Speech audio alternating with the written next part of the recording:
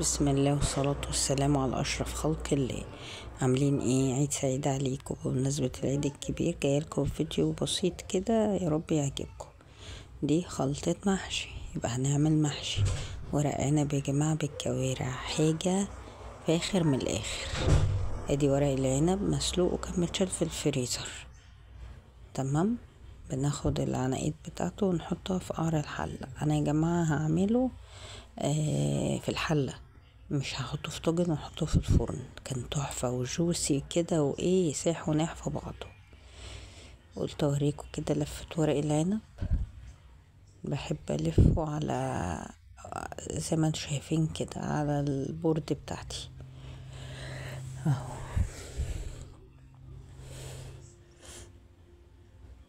هوريكم كام واحدة كده وهرصصه في الحلة عادي اهو. بصوا الجمال، خلطة جميلة. ورق العنب مسلوق مظبوط وبنعصر عليه ليمون وقطع عليه طرنشات ليمون، حاجة زي الفل. وهسويه عادي. والكوارع بتاعتي مغسولة، وبحب احط فلفل كده فوق الوش، الفلفل بيدي طعم جميل للمحشي.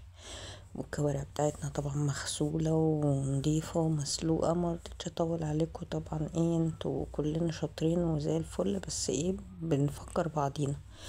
توم بقى حلو كده في الكبة، ونقطة زيت عشان الكوارع دسمة بما فيه الكفاية.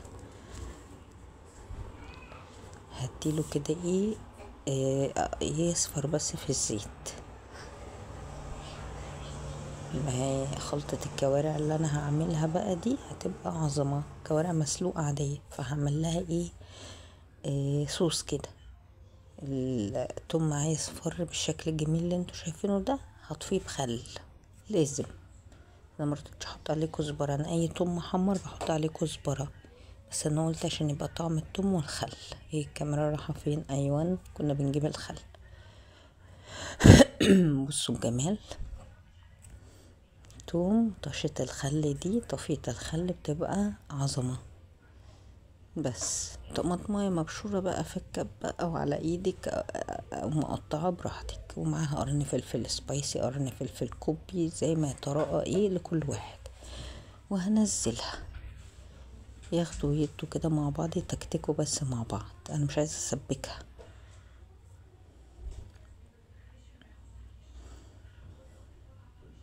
كانت ريحتها قلب الدنيا بجد. حبة ايه بقى، حبهان ولورا مطحونين ونطر، وبرضو معاهم حتة جوز الطيب نطرة كده خفيفة، وحبة كاري او كركم او بابريكا زي ما يتراءى ليكي. انا بحب الكاري وبحب الكركم عشان اللون. ودي بابريكا اهو. بصوا الجمال.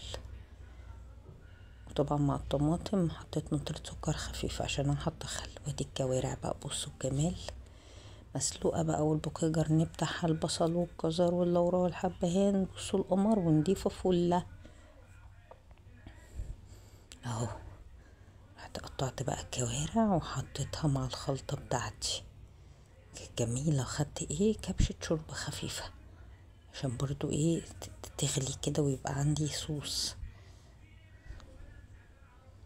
بصوا الجمال، والله الصوص ده اتاكل يا جماعة لآخره اهو. زودت كبشة شوربة كده ودي محشي بتاعي استوى زي الفل. هشيل الفلفل ده احطه في طبق لوحده واسيب ورق العنب اهو. لسه بقول الخلطة بتاعتي بقى ظبطت، هاخدها اشرب بيها بقى المحشي. المحشي استوى زي الفل، بس عشان يشرب بقى من الكوارع والصوص بتاعه. بصوا الجمال، بصوا حتة الكوارع في حتة صغننة وهجيب الباقي بقى. لا لا يا جماعة بجد تحفة. وممكن يخش الفرن، ممكن زي ما انا عملت كده والحلة دي كلها تخش الفرن. بس انا مرضتش انشفها، يعني انا عمالة اعمل صوص واحط شوربة واطريها، مش عشان ارجع انشفه في الاخر. هي ريحة الفرن حلوة، بس كده كان جميل والله، كان تحفة. الولاد كانوا انبسطوا، الكبار كله الصراحة.